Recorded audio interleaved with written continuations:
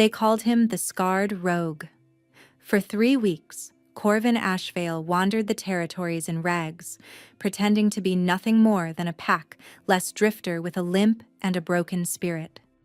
He was the Obsidian King, ruler of the 7 realms, the most powerful alpha to walk the earth in 1,000 years. But no one knew. That was the point.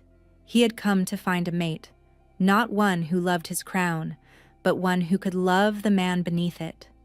So he stripped away the throne, the army, the fear his name commanded, and became no one.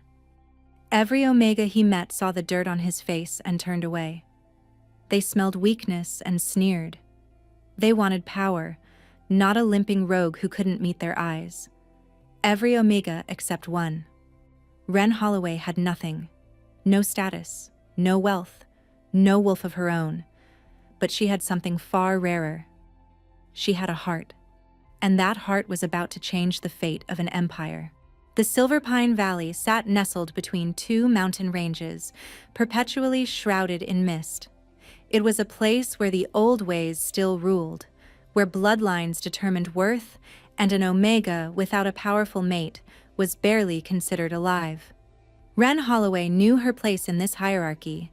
It was at the very bottom. She was 20 years old, an orphan who had been taken in by the pack healer, Old Marina, when she was just 6. Her parents had died in a border skirmish, or so she'd been told. No one cared enough to give her the full story.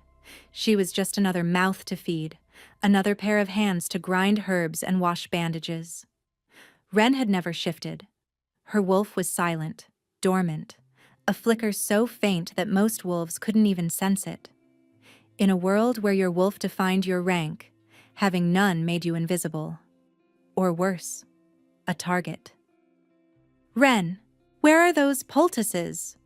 Marina's sharp voice cut through the morning fog. Wren hurried across the muddy courtyard of the healer's hut, her threadbare shoes squelching with each step. Her dress was patched in 4 places, the color long faded from forest green to a murky gray. "Coming!" she called, clutching the basket of freshly wrapped herbs against her chest. The healer's hut sat at the edge of the pack village, far from the grand stone houses where the Beta families lived, and even farther from the Alpha's manor that loomed on the hill like a sleeping beast. Wren had only been inside the manor once, when she was 12, to deliver medicine for the Alpha's son. She still remembered the cold marble floors, the chandeliers dripping with crystals, and the way the servants had looked at her like she was tracking mud into a temple. She never went back. Today, the village was buzzing with unusual energy. Colored banners hung from the lampposts. Vendors were setting up stalls in the central square. The air smelled of roasting meat and anticipation. The choosing festival had begun. Once every 5 years, unmated wolves from across the 7 realms gathered in host territories to find their fated mates. It was a celebration of destiny, a sacred tradition blessed by the moon goddess herself. For the elite, it was a pageant of silk gowns and political alliances. For Wren, it was 3 days of extra work and dodging insults. "Did you hear?"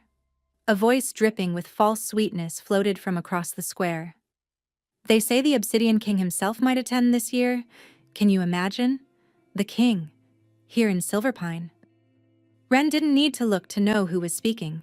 Seraphina Crest, daughter of the pack's head Beta, held court near the fountain, surrounded by her usual entourage of wealthy Omegas.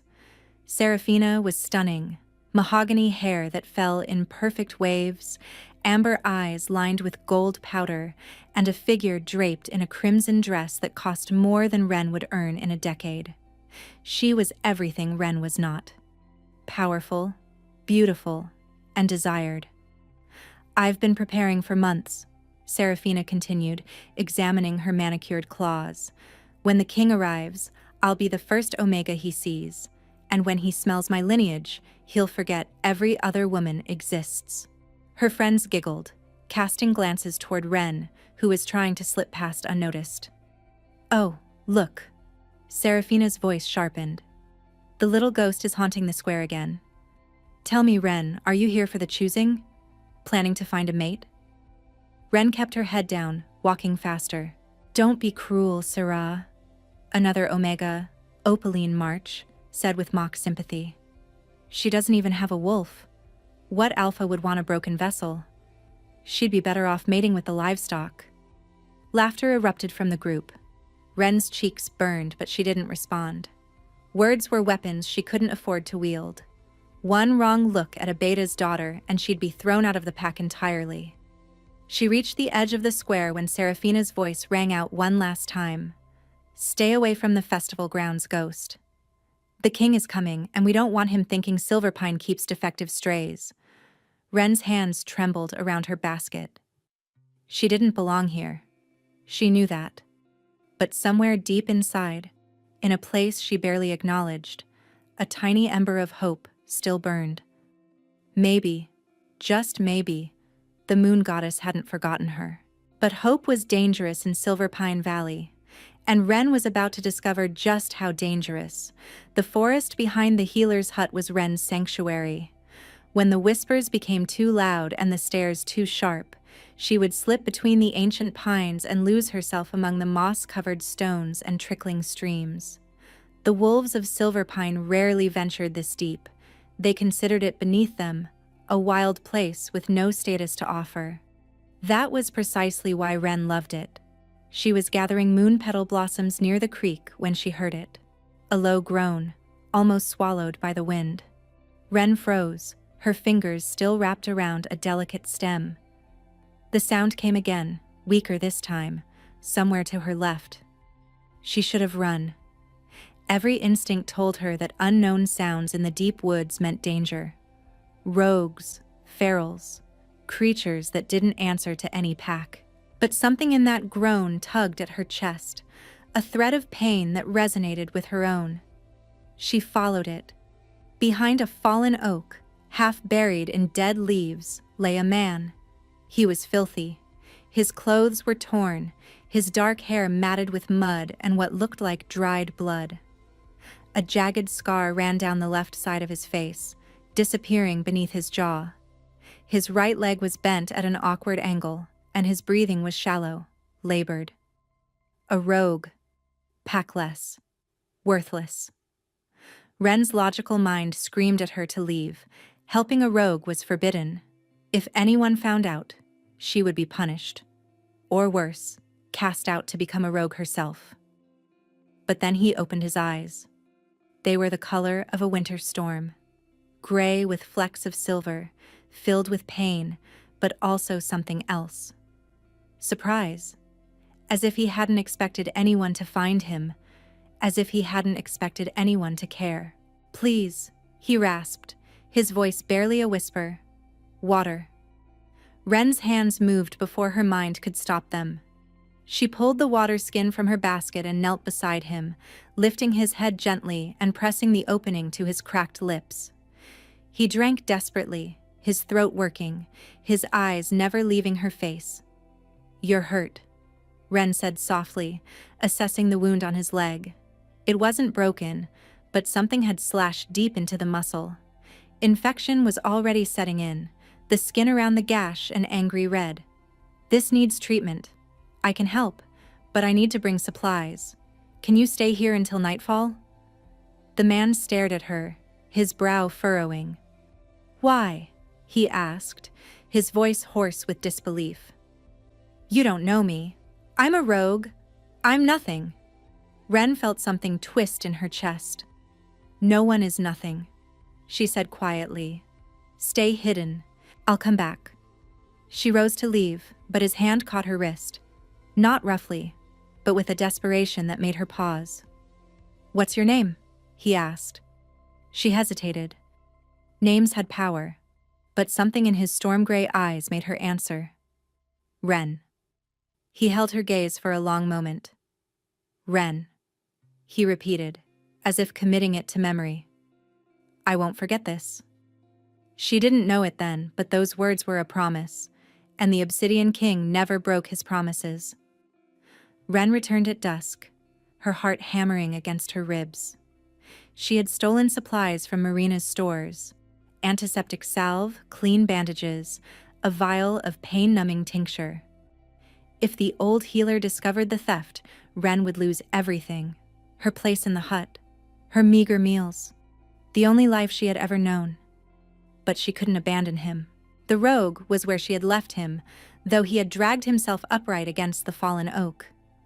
His jaw was clenched tight, his face pale beneath the grime, but his storm-gray eyes tracked her approach with an alertness that surprised her. "You came back?" he said. Not a question, a statement laced with wonder. "I said I would." Ren knelt beside him, unpacking her supplies. "This will sting." She worked in silence, cleaning the wound with practiced hands. He didn't flinch, didn't make a sound, though she knew the antiseptic burned like fire. Most wolves would have growled or snapped. He simply watched her, studying her face as if she were a puzzle he couldn't solve. "The others in your pack," he said finally. "Do they know you're here?" "No." Ren wrapped the bandage tight. "And they can't. Helping a rogue is forbidden. Then why risk it?" She paused, her fingers resting on the clean white linen. "Because I know what it feels like," she whispered, "to be alone. To have everyone look through you like you don't exist." Something flickered in his eyes, a crack in the mask he wore. "You're not like them," he murmured. "No," Ren agreed softly. "I'm not." A distant howl echoed through the trees. The festival's opening ceremony was beginning. Ren gathered her things quickly. "I have to go. Stay hidden tomorrow. The woods will be full of patrols during the choosing." She turned to leave, but his voice stopped her. "Ren." She looked back. "Thank you," he said, the words rough, almost unfamiliar on his tongue, as if he hadn't spoken them in a very long time. She nodded once and disappeared into the shadows. Behind her, Corvin Ashvale, the Obsidian King, ruler of the Seven Realms, watched her go. And for the first time in years, he felt something stir in his chest. Something dangerous. The choosing festival transformed Silverpine Valley into a carnival of excess. Lanterns hung from every tree, casting golden light across the crowded square. Musicians played on raised platforms while vendors hawked everything from honeyed wine to enchanted trinkets. Wolves from dozens of packs mingled in their finest clothes, scenting the air for the spark of a fated bond. Ren observed it all from the edges, invisible as always. She had spent the morning grinding herbs and boiling poultices, but Marina had dismissed her early with a wave of her gnarled hand. "Go watch the spectacle," the old healer had muttered. "Even ghosts deserve a glimpse of the moon." So Ren watched. She watched Seraphina Crest glide through the crowd like a queen, her crimson gown replaced by one of shimmering gold that caught the lantern light. She watched the alphas turn their heads, their nostrils flaring, and their eyes hungry. She watched and felt the familiar ache of not belonging. Then she saw him, the rogue. He had cleaned himself up, somewhat. His clothes were still worn, his hair still unkempt, but the blood and mud were gone. He walked with a pronounced limp, leaning on a makeshift crutch, his scarred face drawing whispers and pointed fingers. What was he doing here? Ren's pulse spiked. This was madness. If the pack guards identified him as Pack-less, they would drag him to the cells. Or worse. She moved to intercept him, but Seraphina got there first. Well. Seraphina's voice cut through the noise, sharp as a blade. "What do we have here? A rogue at the choosing?" The crowd parted, creating a circle around the confrontation. Ren froze at the edge, unable to move. Corvin, though Ren didn't know his true name, stood calmly, his weight balanced on his good leg. He didn't cower. He didn't beg. He simply looked at Seraphina with those unreadable storm-gray eyes. "I came to find a mate," he said quietly, "like everyone else." Seraphina laughed, a high, cruel sound that invited the crowd to join her mockery. "A mate? You?" She circled him slowly, wrinkling her nose. "You smell like wet dog in desperation. What pack would claim you? What Omega would lower herself to bond with a crippled, scarred, pack-less mutt? "Sarah, don't waste your time," Opaline called from the crowd. "He's not worth the breath." But Serafina was enjoying herself. She reached out and flicked his torn collar with her manicured claws. "Let me make this clear, rogue. No Omega here will touch you. You have no name, no lineage, and no power. You are nothing." She leaned closer, her voice dropping to a venomous whisper. "The moon goddess herself has rejected you. Take your limp and crawl back to whatever hole you came from." A murmur of agreement rippled through the crowd. Other Omegas nodded, sneering. Alphas crossed their arms, dismissing him with cold eyes. Corvin's expression didn't change, but Ren saw it. A flicker of something deep beneath the surface. Not hurt. Something older. Something patient. He turned away from Serafina without a word and began to limp toward the edge of the square. The crowd parted like he carried disease. Ren's feet moved before her mind could stop them. "Wait." Her voice was small, but in the sudden silence, it carried. Every head turned. Serafina's eyes widened, then narrowed into slits. Ren stepped out of the shadows, her patched dress a stark contrast to the glittering gowns around her. Her cheeks burned under the weight of 500 stares, but she forced herself forward until she stood beside the rogue. "You shouldn't be alone," she said softly, her eyes meeting his. "Not tonight." The silence was suffocating. Then Serafina's laughter shattered it. "Oh, this is precious. The ghost and the mutt. Two broken things finding each other." She clutched her stomach, tears of mirth glistening in her eyes. "Go ahead, Ren. Claim him. You deserve each other. A wolf-less freak and a pack-less cripple. What a legacy you'll build." The crowd erupted in laughter. Ren's hands trembled, but she didn't move. She stood beside him, her chin raised, her heart pounding so loud she was sure everyone could hear it. Corvin looked at her. The mask cracked again, just for a moment, revealing something raw beneath. "You don't have to do this," he murmured, low enough that only she could hear. "Walk away. Save yourself the humiliation." "No," Ren whispered back. "I don't abandon people." Something shifted in his gaze. The storm clouds parted, and beneath them, she glimpsed fire. "Remember this moment," he said, his voice strange, almost prophetic.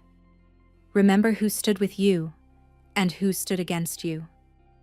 Before Ren could ask what he meant, a trumpet blared from the Alpha's manor on the hill. The crowd turned. "The Alpha is summoning everyone to the Great Hall," someone shouted. "There's an announcement about the king's arrival." The festival-goers surged toward the manor, dragging their attention away from the ghost and the mutt. But Ren saw Corvin's eyes lift toward the manor, and for the briefest second, a smile, cold, knowing, dangerous, crossed his scarred face, and a chill ran down her spine. The great hall of Silverpine Manor blazed with candlelight. Ren had never seen so many powerful wolves in one place. Alphas from 6 different territories stood in clusters, their auras pressing against each other like tectonic plates. Betas lined the walls, tense and watchful. And at the center of it all, on a raised dais, stood Alpha Rendrick Vane, ruler of Silverpine, his silver hair slicked back and his cold blue eyes surveying his domain. Ren slipped inside through a servant's entrance, pressing herself against the back wall. She shouldn't be here.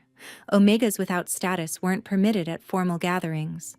But something compelled her to follow, an invisible thread tugging at her chest. She scanned the crowd for the rogue, but couldn't find him. "Honored guests," Alpha Rendrick's voice boomed across the hall. "I have received word that His Majesty, the Obsidian King, will grace our territory tomorrow at dawn. This is a tremendous honor for Silverpine. The king has chosen our choosing festival to seek his fated mate." A ripple of excitement surged through the crowd. Omegas straightened their gowns, touched their hair, and exchanged competitive glances. Serafina stood near the front, practically glowing with anticipation. "I knew it," she whispered to Opaline. "He's coming for me. I can feel it." "The king has ruled alone for 8 years," Rendrick continued. "He has rejected every Omega presented to him. But the prophecy of the Moonseer states that his true mate walks among us. An Omega whose heart is pure, whose loyalty is unshakable, whose worth is not measured in gold or bloodline." Ren felt a strange prickle at the back of her neck. "Tomorrow," Rendrick declared, "every unmated Omega will be presented to His Majesty. Prepare yourselves. This is the opportunity of a lifetime." The hall erupted in excited chatter. But Ren wasn't listening anymore.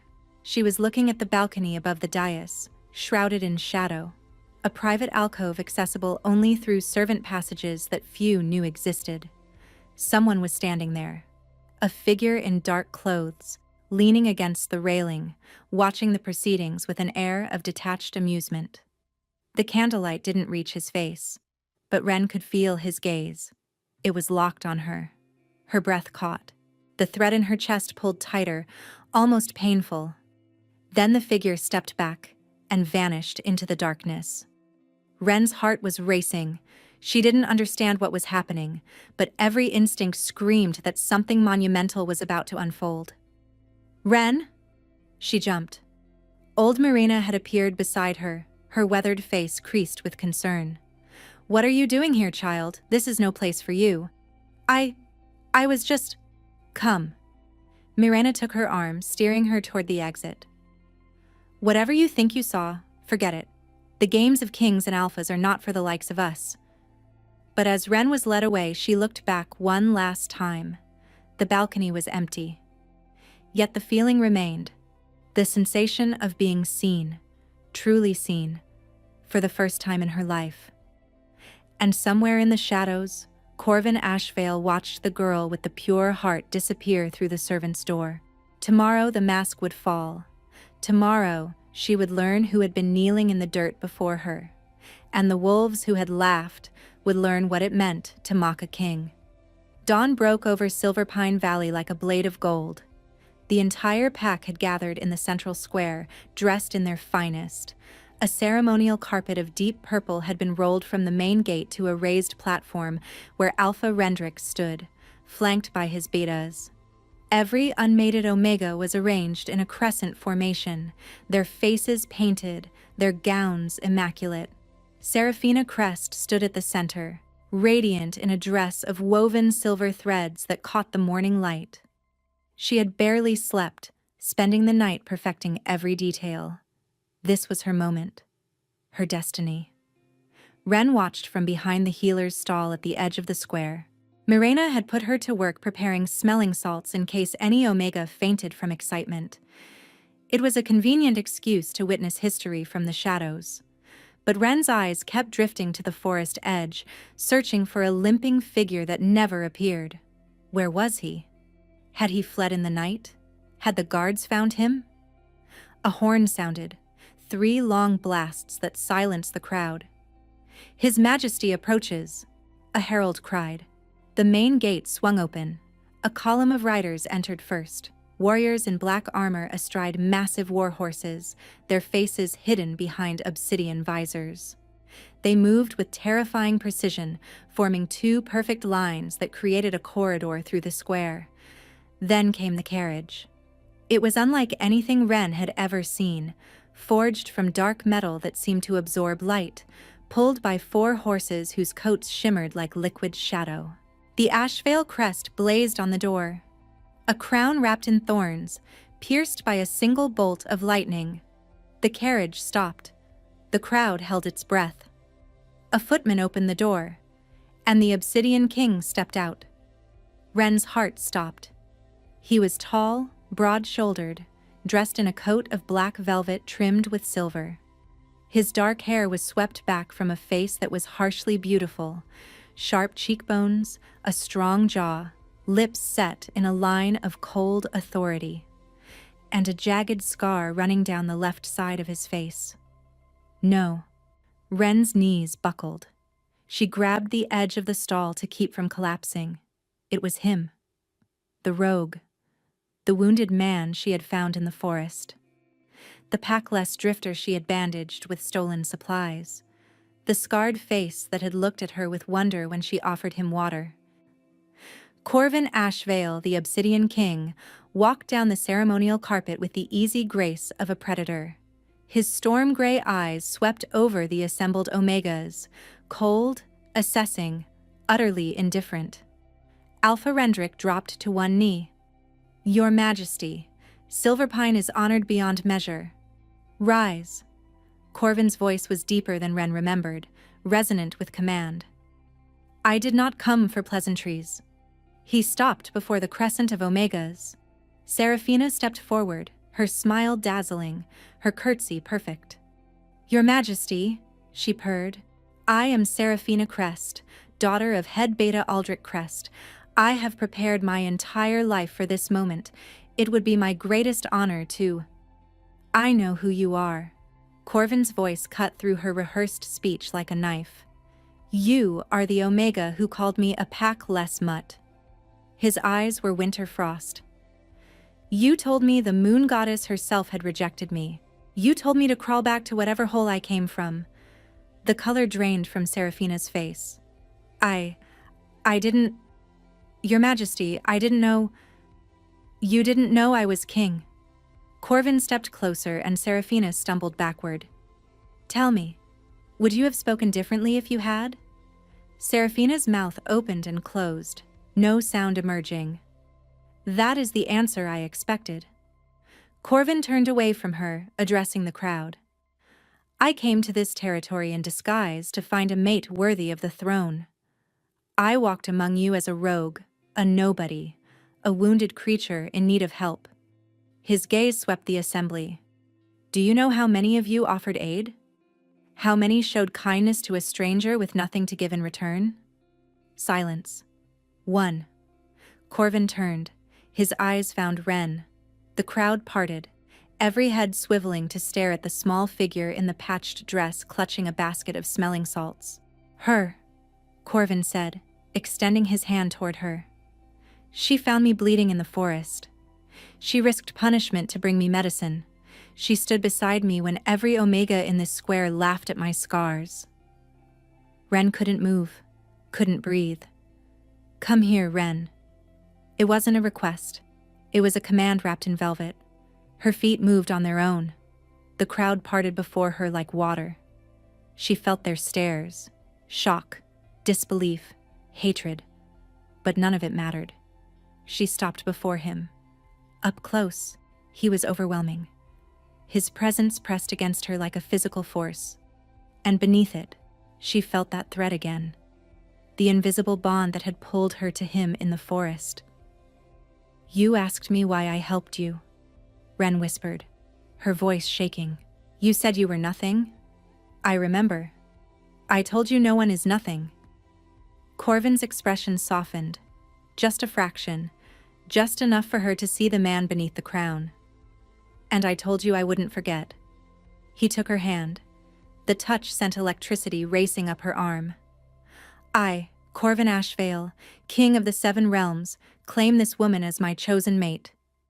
His voice rang across the silent square. "Any who challenge this claim will answer to me." Seraphina let out a strangled sob, but Ren barely heard it.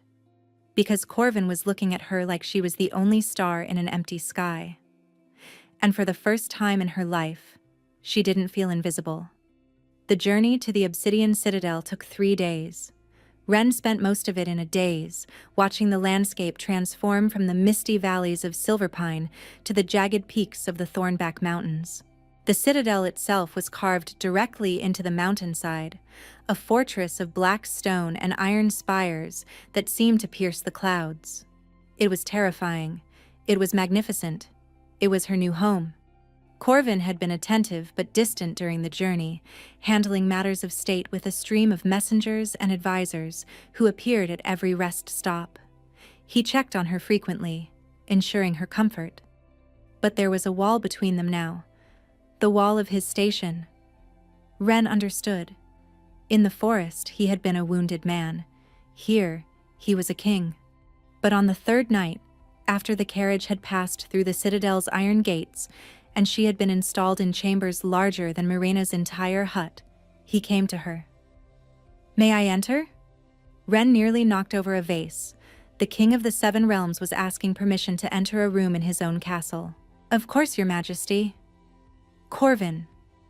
He stepped inside, closing the door behind him. "When we are alone, I am Corvin, the man you saved, not the title." Ren nodded, her throat tight. He crossed to the window, looking out at the moonlit mountains. The firelight cast dancing shadows across his scarred face. "You have questions," he said. "Ask them." "Where do I begin?" Ren thought. She settled on the most pressing one. "Why me? You're a king. You could have any Omega in the 7 realms. Powerful, beautiful, from noble bloodlines. Why choose a wolf-less orphan who scrubs bandages for a living?" Corvin turned to face her. "Because I have spent 8 years meeting those Omegas. They smile and curtsy and tell me what they think I want to hear. They see the crown, the power, the alliance my mate would bring to their family." His jaw tightened. "Not one of them ever saw me." He walked toward her slowly, stopping an arm's length away. "In that forest, you looked at a scarred, filthy rogue with nothing to offer, and you saw a person worth saving. Do you understand how rare that is? How valuable?" Ren's eyes stung. "I just did what anyone should do. But no one else did." His voice was rough. "That is why you, Ren Holloway, that is why it could only ever be you." The thread between them hummed, warm and golden. But Ren had more questions. "The Moonseer's prophecy," she said. "Alpha Rendrick mentioned it. An Omega whose worth is not measured in gold or bloodline. Was that about me?" Corvin's expression shifted. Something flickered in his eyes that she couldn't read. "There is more to the prophecy than Rendrick knows." He moved to a chest near the hearth and withdrew an object wrapped in black silk. "This was found in the wreckage of a border village 20 years ago. The village was called Hollow's End." Ren's breath caught. Hollow's End. The village where she was born. The village that was destroyed when she was an infant. Corvin unwrapped the silk, revealing a delicate pendant, a crescent moon cradling a single white stone that seemed to glow with inner light. "This was around your neck when the healers found you," Corvin said softly. "The only survivor. An infant girl, silent, barely breathing, clutching this pendant so tightly they had to pry it from her fingers." Ren stared at the pendant. Memories stirred. Not real memories, but impressions. Warmth. A woman's voice singing. The smell of lavender. "What does it mean?" "This pendant bears the crest of the Lunaris bloodline." Corvin's voice was grave. The Lunaris wolves were the moon goddess's chosen, her priestesses, her voice on earth. They were hunted to extinction 3 centuries ago by a faction called the Umbral Covenant. Wolves who believed that such power should belong to kings, not priestesses. He placed the pendant in her palm. The stone pulsed warm against her skin. "The prophecy doesn't just speak of an Omega with a pure heart, Ren.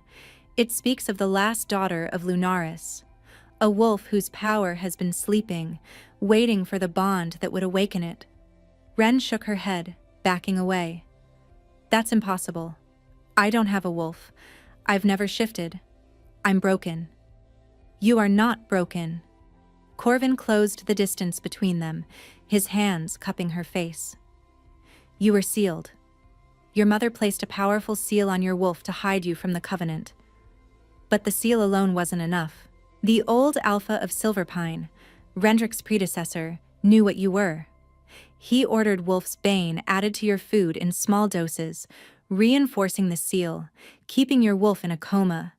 That's why you were weak. That's why you never shifted." Ren's mind reeled. "Marina," she breathed. "She knew? All this time?" Corvin nodded slowly. "Marina was a healer in Hollow's End. She was the one who smuggled you out during the attack, kept you hidden among human villages for years. When she finally brought you to Silverpine, she posed as a stranger taking in an orphan. She has protected your secret your entire life. Tears streamed down Ren's face.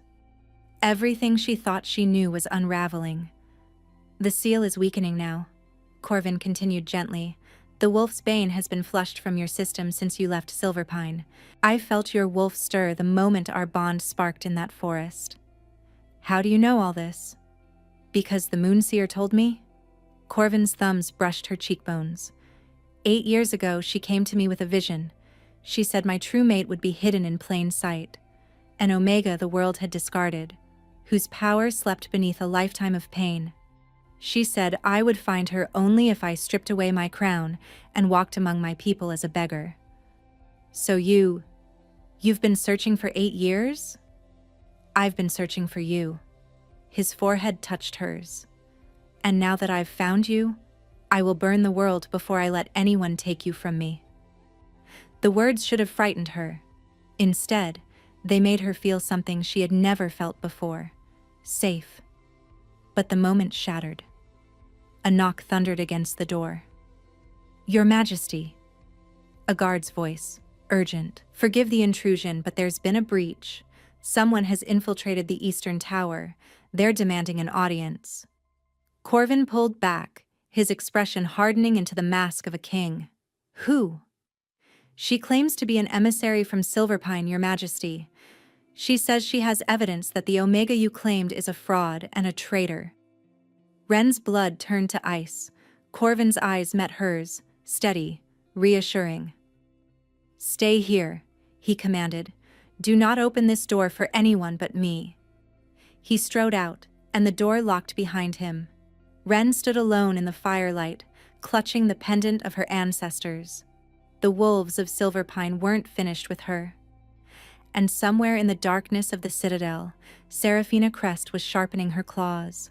The throne room of the obsidian citadel was a cavern of black marble and iron chandeliers. Ren had been summoned at dawn, escorted by 2 silent guards who refused to meet her eyes. She wore a gown of deep blue velvet, a gift from Corvin's household staff, but she felt like an imposter wrapped in silk. The room was packed. Nobles from across the 7 realms lined the walls, their faces hungry for scandal. At the far end, Corvin sat upon the obsidian throne, his expression unreadable. And standing before him, dressed in traveling clothes but radiating triumph, was Seraphina Crest. Ah, there she is. Seraphina's smile was poison dipped in honey. The little fraud herself. Ren's escorts brought her to the center of the room, then stepped back, leaving her exposed. You summoned me, Your Majesty. Ren kept her voice steady, though her knees trembled. Corvin's gaze was cool, distant. The warmth from last night had vanished completely. Seraphina Crest has brought serious accusations against you, he said, his tone formal. She claims you orchestrated our meeting in the forest, that you knew my identity and manipulated events to ensnare me. Ren's stomach dropped. That's a lie. Is it? Seraphina stepped forward, producing a folded letter. I have here a statement from old Marina, the healer of Silverpine. She confesses that she told Ren of Your Majesty's disguised arrival days before the festival. She admits that Ren stole supplies specifically to stage a rescue. The crowd murmured. Ren felt the floor tilt beneath her. Mirena would never. She signed it herself. Seraphina handed the letter to a court official, who examined the seal and nodded. The evidence is clear, Your Majesty. This Omega deceived you. She is no destined mate. She is a common schemer who saw an opportunity and seized it. Ren looked at Corvin. His face was stone. What do you have to say, Ren Holloway? His voice held no warmth, no recognition of the man who had touched her face and vowed to burn the world for her. This is a test, she realized. He's watching how I respond. Or maybe it wasn't a test. Maybe he believed Seraphina. Maybe the tender moments had been her imagination, and she was just a fool who had dreamed too big. Either way, she would not grovel. I did not know who you were, Ren said, her voice clear despite her fear. When I found you in the forest, you were a wounded stranger. I helped you because you were suffering, not because I expected anything in return." "Convenient words," Seraphina sneered. "I have no proof," Ren continued, ignoring her. "I have no noble witnesses, no signed documents, and no powerful family to vouch for my character. All I have is the truth." She met Corvin's eyes. "I saw a man in pain, and I chose compassion over self-preservation. If that makes me a fraud, then condemn me. But I will not confess to a lie to save myself." Silence hung in the air. Corvin stood.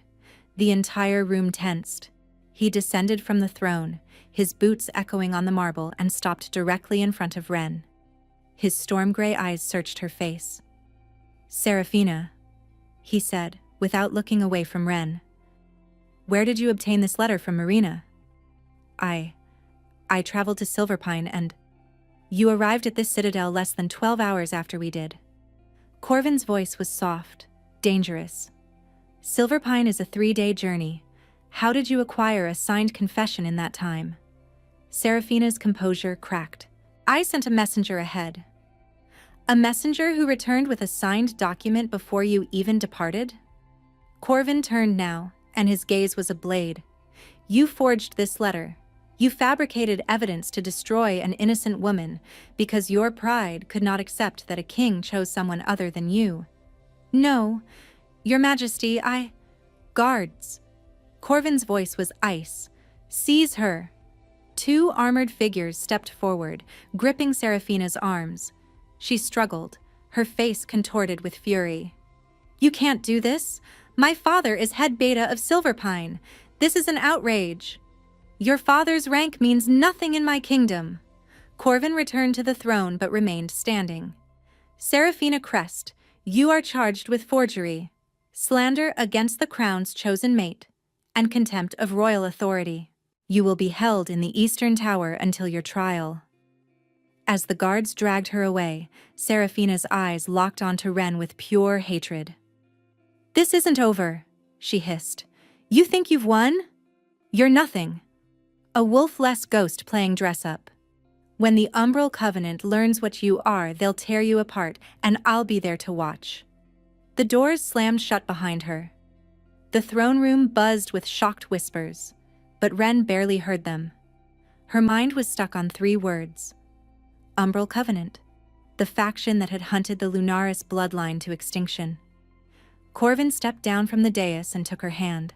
His mask had fallen away, replaced by concern. "Breathe," he murmured. "You did well."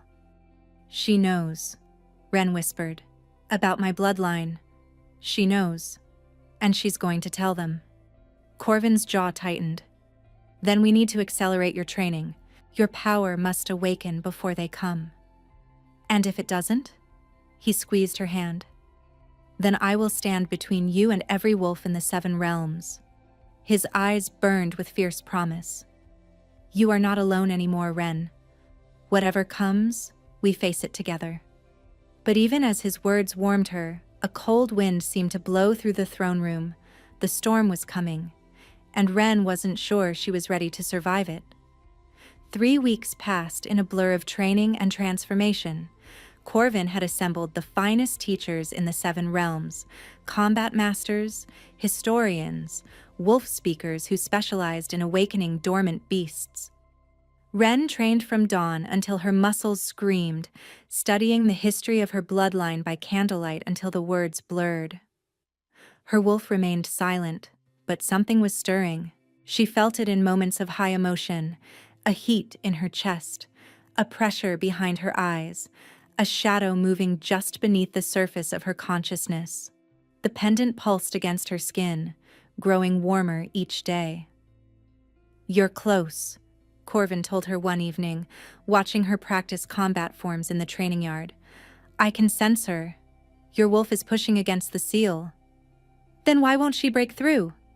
Ren's frustration boiled over. She threw her practice sword to the ground. "Everyone expects me to be this legendary figure, but I can't even shift. I'm still the same broken Omega I was in Silverpine." Corvin caught her wrist before she could storm away. "You are not broken. His grip was firm but gentle. The seal was placed by powerful magic to save your life. It will not shatter from training drills. It will break when the moment demands it, when your wolf has no choice but to emerge. And if that moment never comes, it will. His certainty was absolute. I have faith in you, Ren. It's time you had faith in yourself. She wanted to believe him. Goddess, she wanted to. But doubt was a familiar companion, and it whispered louder than hope. The attack came on the eve of the winter solstice. Ren woke to screams. She bolted upright, heart pounding.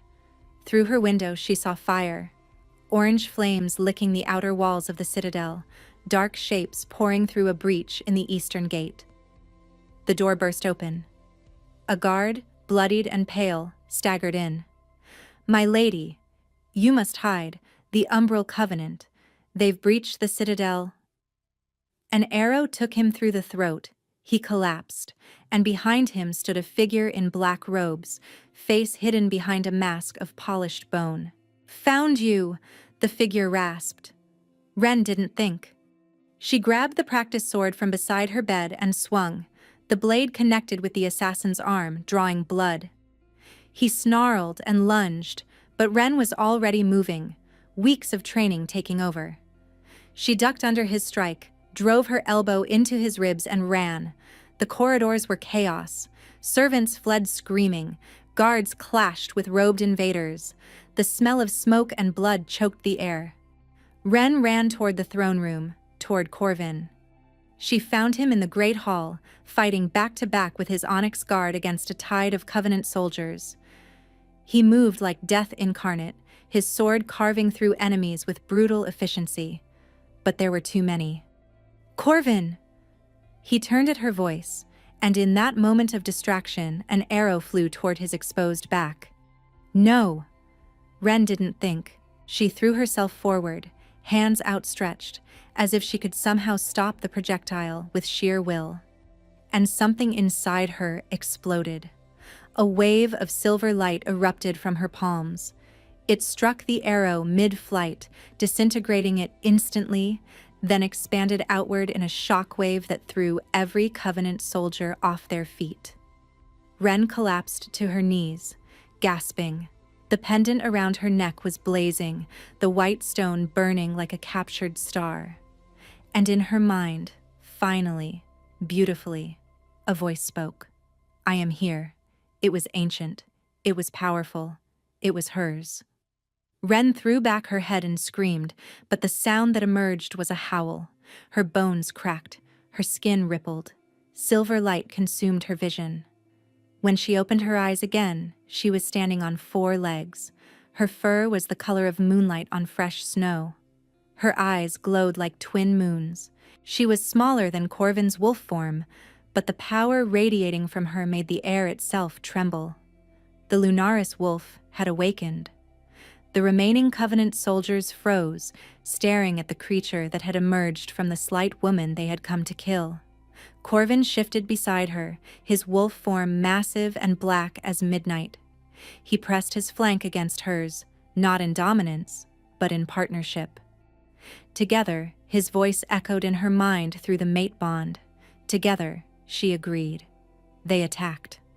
The battle was swift and brutal. The Covenant soldiers, prepared to face a dormant Omega and a distracted King, were utterly unprepared for 2 apex predators fighting in perfect synchrony.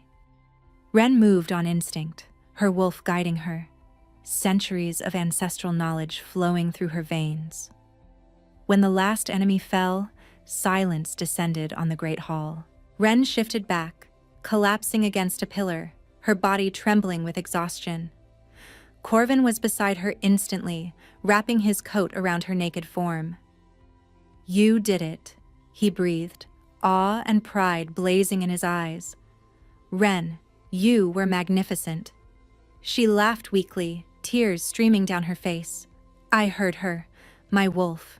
She's been there all along, waiting for me. I told you." He pressed his forehead to hers. "I told you to have faith." But their reunion was interrupted by a slow, mocking applause. They turned. Seraphina Crest stood in the doorway of the great hall, flanked by 3 robed figures. But she had changed. Her eyes were black, completely black, and dark veins crawled up her neck like vines of corruption. "Beautiful," Seraphina said, her voice echoing with unnatural resonance. The little ghost finally found her bark. "But you're too late." "Seraphina." Corvin rose, placing himself between her and Ren. "How did you escape the tower?" "Escape?" Seraphina laughed, the sound fractured and wrong. "I was never your prisoner, Your Majesty. I was your distraction." She raised her hand, and the robed figures behind her pulled back their hoods. Ren's blood froze. They were Covenant high priests, but worse than that, one of them held a struggling figure in his grip. Old Marina. "No," Ren whispered. "The healer was easy to find," Seraphina said casually. "She knows so much about you, Ren, about your parents, about the Night Hollow's end burned." Her black eyes glittered. "Did you know your mother was the one who placed the seal on your wolf? She used her own life force to hide you, touching really, and utterly pointless." "Let her go," Corvin commanded, his voice shaking with barely restrained fury. "Oh, I will." Seraphina smiled, a terrible thing on her corrupted face. "After Ren comes with us. The Covenant has waited 3 centuries to extinguish the Lunaris bloodline. We're not leaving without our prize." She snapped her fingers. One of the priests pressed a blade to Marina's throat. "Choose, little wolf," Seraphina said sweetly. "Your freedom or her life. You have 10 seconds." Ren looked at Corvin. She looked at Marina, the woman who had raised her, fed her, given her the only home she had ever known. There was no choice. "I'll go," Ren said. "Ren, no!" Corvin grabbed her arm. "I won't let her die for me." Ren pulled free, tears burning her eyes. "I won't." She walked toward Seraphina, each step heavier than the last. But as she reached the doorway, Marina spoke. "Child." The old healer's voice was calm, steady. "Your mother's last words. Do you remember them?" Ren frowned. "I don't." "She whispered them as she sealed your wolf. I heard them. I've kept them all these years." Marina smiled, even with the blade at her throat. The moon never abandons her daughters. Then, before anyone could react, Marina grabbed the priest's blade and drove it into her own chest. "No!" Ren screamed, and the world turned white. The power that erupted from Ren was not a wave. It was a cataclysm. Silver fire exploded outward, consuming everything in its path. The 3 Covenant priests disintegrated before they could scream. The walls of the great hall cracked, the chandeliers shattered, raining crystal like frozen tears. Seraphina was thrown backward, her corrupted body slamming against a pillar. She shrieked, the black veins on her skin smoking where the silver light touched them. But Ren didn't stop. She couldn't. The grief was too vast, the rage too absolute. Marina, her guardian, her only family, was gone, sacrificed to protect her. "Release," her wolf howled. "Release it all." Ren's human form dissolved. The silver wolf emerged, but this time she was different. Larger, brighter. Her fur blazed with inner light, and her eyes were no longer gold. They were pure white, burning with the essence of the moon itself. She was no longer just a Lunaris wolf. She was the avatar of the moon goddess. "Corvin," a voice echoed in her mind, her wolf, ancient and wise. "He cannot withstand this light. Shield him." With the last thread of her control, Ren turned her power inward, creating a bubble of protection around Corvin and his surviving guards. Then she unleashed everything. The silver fire became a pillar, shooting upward through the citadel's roof, piercing the night sky. It was visible for 100 miles, a beacon of divine wrath that turned night into day. The Covenant soldiers outside the walls dropped to the ground, screaming, as the light burned the corruption from their souls. Those too far gone simply crumbled to ash. Serafina crawled toward the door, her body smoking, her black eyes flickering. This isn't possible," she gasped. The bloodline was supposed to be weak, diluted. The silver wolf advanced on her, each paw leaving scorch marks on the marble. "You hunted my ancestors," Ren's voice echoed, no longer just hers but layered with countless others, the voices of every Lunaris wolf who had come before. "You burned our temples, you slaughtered our children, you thought you had won." She stood over Serafina, her massive head lowering until her blazing eyes were inches from the corrupted Omega's face. "You were wrong. Please."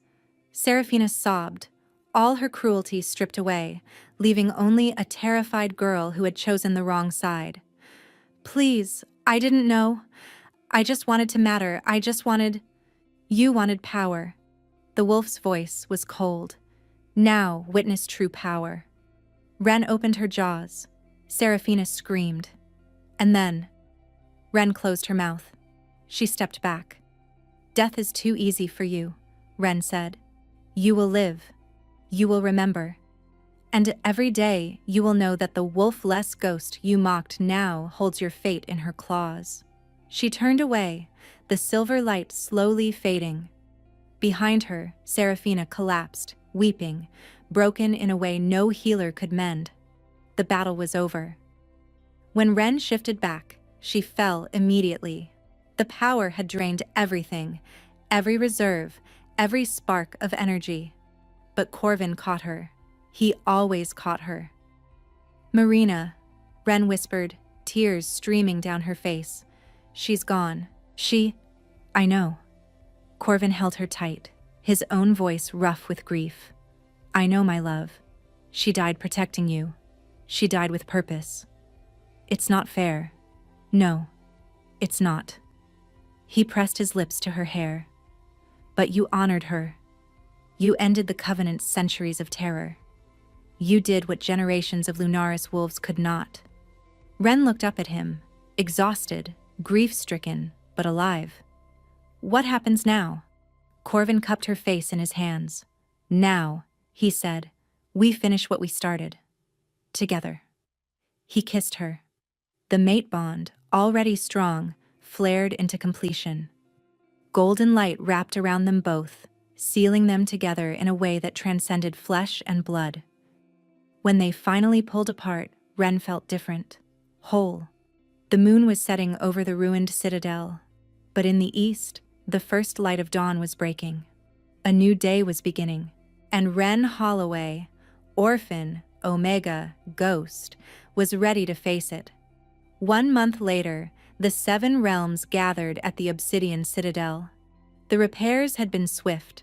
Corvin had summoned craftsmen from every territory, and the Great Hall had been rebuilt grander than before.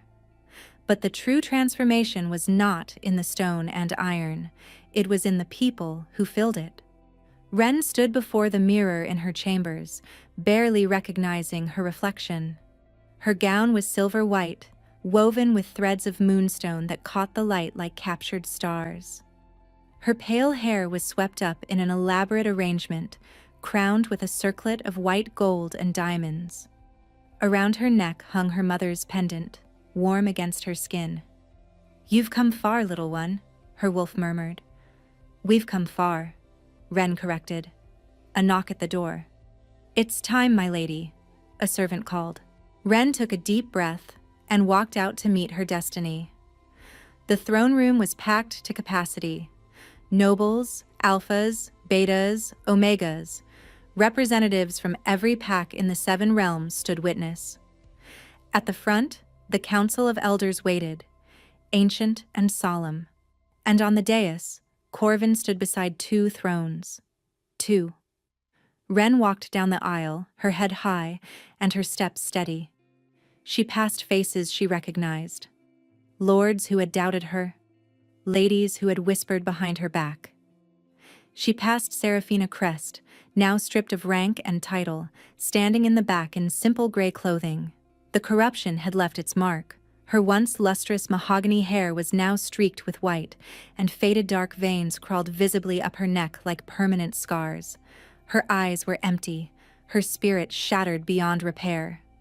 Their gazes met for a single moment. Ren said nothing. She didn't need to. She climbed the dais and took her place beside Corvin. The eldest of the council stepped forward, carrying 2 crowns on a velvet cushion. "Corvin Ashvale," the elder intoned, "do you accept this woman as your mate, your queen, your equal in all things?" "I do," Corvin said, his voice ringing with conviction. "Now and for all the days of my life." "Ren Holloway, last daughter of the Lunaris line, do you accept this man as your mate, your king, your equal in all things?" Ren looked at Corvin, at the scarred rogue who had knelt in the dirt before her, at the king who had seen her when no one else would. "I do," she said. "Now and for all the days of my life." The crowns were placed upon their heads. "Rise," the elder commanded the assembly. "Rise and greet your king and queen." The crowd rose. The cheers were deafening. But Ren only heard one voice. "I love you," Corvin murmured, his hand finding hers. "I love you too," she whispered back. The wolfless ghost and the disguised king, the Omega who had nothing and the Alpha who gave up everything. They had found each other in the mud and the blood and the darkness. And now, they would rule the 7 realms together.